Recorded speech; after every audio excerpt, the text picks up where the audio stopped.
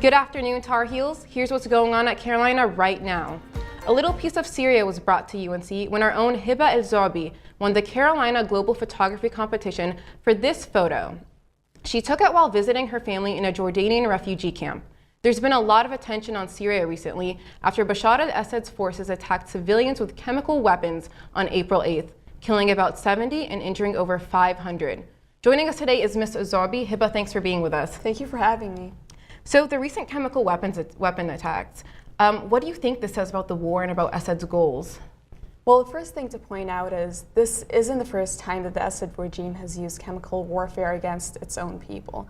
I mean, throughout the entirety of this war, Assad has been using a variety of chemical weapons, including chlorine gas and sarin, the notable one being the same region that the recent one happened in Douma, where over 1,000 civilians were killed.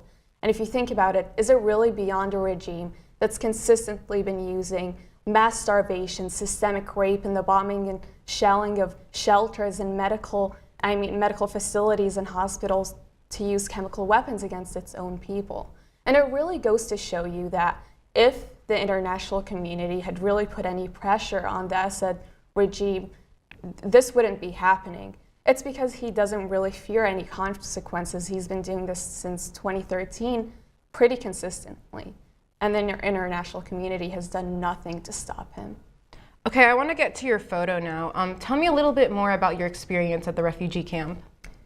I would say it was a very mind-blowing and eye-opening experience. I mean, you saw people who were just living normally in Syria, comfortable lives, having their own houses, own careers, very ambitious and intelligent people who are now displaced in this desert-like refugee camp, living in tents and trailers with like little access to food or even water, because even water is scarce there. And you see all these kids who had dreams and ambitions, who can't attend college, even primary and secondary education is very limited since you don't have enough teachers or schools.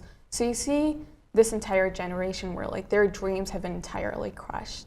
And it's really sad to see these people not being able to pursue their dreams or live about their lives normally. Most of the people in al-Zatari refugee camp have been in there since 2012, and the conflict keeps dragging on, and as much as they hope that they can go back one day, it's 2018. And they're still stuck there. It's been 6 years for these people.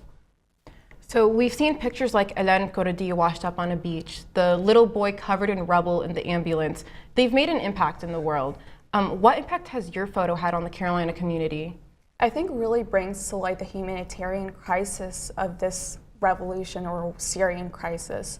And it kind of shows you how we've really neglected our most vulnerable population, the children. I mean, you see this as a consistent theme in these photos. It's the kids who are not being catered towards. We tend to get so caught up in the politics and the Assad regime and all these factions and proxy wars that we forget that we have now an entire lost generation of Syrian kids languishing in refugee fields, not only in Jordan, but across the world now.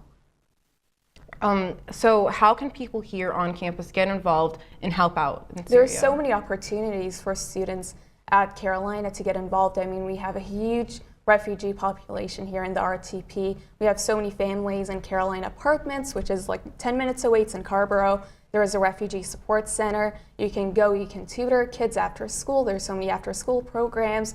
You can get involved with families, helping them get set up with doctors and health insurance. I know the Refugee Health Initiative is a great resource for families in the area. And there's so many other ways for you to help out. And I think it's a great opportunity for us now to help near home and like in our local communities. Thank you so much for joining us. Congratulations on the photo. Thank you. So that's what's going on at Carolina right now. Be sure to follow us. And if you see something you'd like us to cover, tag us.